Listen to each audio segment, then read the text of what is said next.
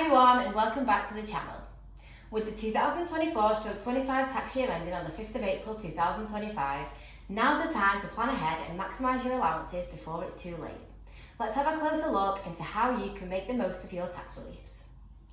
Here are the key allowances to think about. Number 1, personal allowance.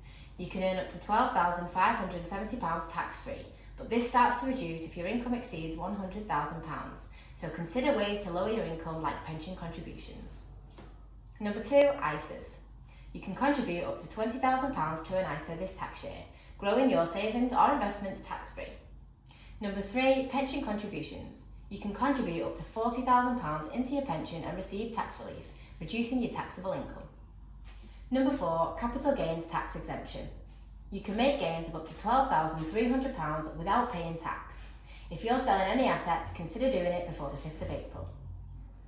To make the most of these allowances, here's what you can do.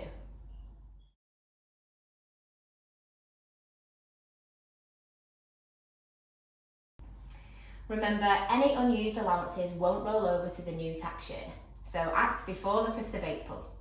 If you need any help or advice, give us a call today.